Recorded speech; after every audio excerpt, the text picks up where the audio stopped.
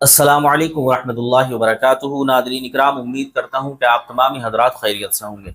नाज़रीन, आम तौर पर हमारे मुल्क में ये देखा जाता है कि कहीं भी दाढ़ी या टोपी वाले इंसान को देखकर उससे कुछ लोग सवाल करना शुरू कर दिया करते हैं कि तुम्हारे यहाँ ऐसा होता है तो क्यों होता है, तो तुम्हारे यहाँ आबादी ज़्यादा है तो वो क्यों है। इस तरह के सवाल करना शुरू कर दिए जाते हैं, जबकि वो बंदा कोई भी पढ़ा लिखा नहीं हुआ करता।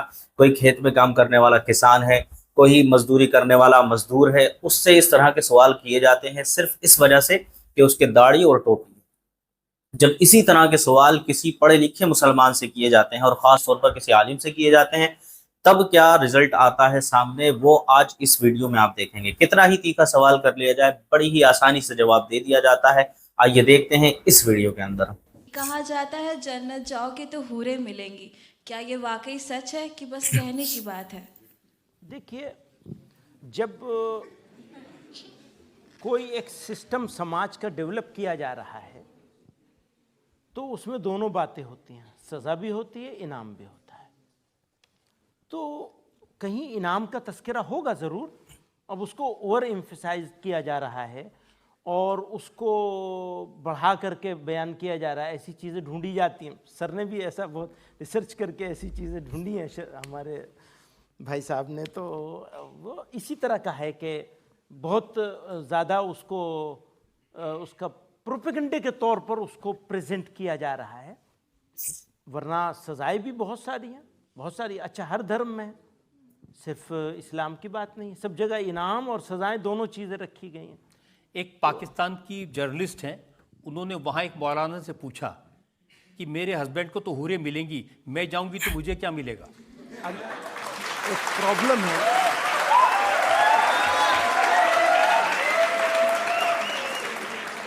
एक प्रॉब्लम है,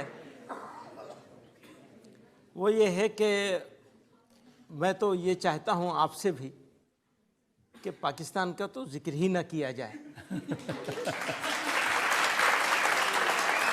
लेकिन आपने एक ज़रा सा एक इससे इनके सवाल से रिलेट करके एक सवाल किया है। तो जो इनाम मर्दों को मिलेगा, जो भी मिलेगा अच्छे काम करने पर और बुरे काम करने पर जो सज़ा मर्दों को मिलेगी, इसी तरह औरतों के लिए भी होगा, इनाम भी और सज़ा भी। ऐसा नहीं हो सकता कि औरत के लिए कुछ और हो, मर्द के वहाँ लिए तो कुछ मौलाना साहब ने उसको जवाब दिया कि आपको तो अपने हस्बैंड ही मिल जाएंगे। तो उन्होंने कहा मैं क्यों उसको लेके क्या करूँगी। उसको हो सकता है मैं उसको इख्तियार ही ना करूं। अगर मैं औरत हूं तो हो सकता है मैं अपने हस्बैंड को चूज ही ना करूं। बिल्कुल, ये इख्तियार मिलेगा औरत को। वेल एजुकेटेड मुस्लिम फैमिलीज में भी बहुत सारे बच्चे होते हैं, तो ये कौन डिसाइड करता है कि कितने बच्चे होने चाहिए, ऊपर वाला या फिर फैमिली?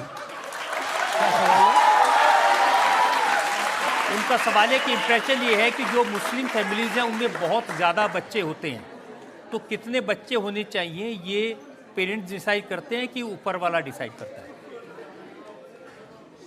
ये सवाल ही गलत है, इसलिए कि आप ये सवाल कर रहे हैं कि मुसलमान कम्युनिटी में बच्चे बहुत ज़्यादा होते हैं। ये डेटा के खिलाफ है। ये आज की तारीख में जो डेटा है वो ये कहता है बेपढ़े लिखों में और गरीब लोगों में बच्चे ज़्यादा होते हैं। उसमें हिंदू भी हैं, मुसलमान भी हैं, सब तरह के लोग हैं। आप तालीम दे दीजिए, आपके पास सही फिगर, सही तादाद में बच्चे भी हो जाएंगे और उनकी एजुकेशन भी हो जाएगी, अपलिफ्टमेंट भी हो जाएगी, मुल्क की तरक्की भी होगी। तो जो 4 शादियां करेंगे उनके ज़्यादा बच्चे होंगे या एक करेगा उसके होंगे? जो 4 करेंगे,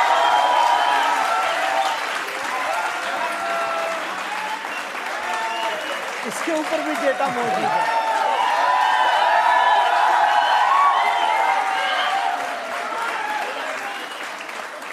इसके ऊपर भी डेटा मौजूद है। मतलब आज तो दुनिया तरक्की कर गई है। हर काम रिसर्च बेस्ड होना चाहिए, इंफॉर्मेशन बेस्ड नहीं होना चाहिए कि आपसे मिल गई, किसी और से मिल गई, किसी और से मिल गई। आप सारी संख्या को निकाल लीजिए, शादियां ज़्यादा कहाँ हो रही हैं, कौन लोग एक्स्ट्रा मैरिटल अफेयर्स में हैं, कौन लोग, किस कम्युनिटी के लोग ज़्यादा हैं इसमें।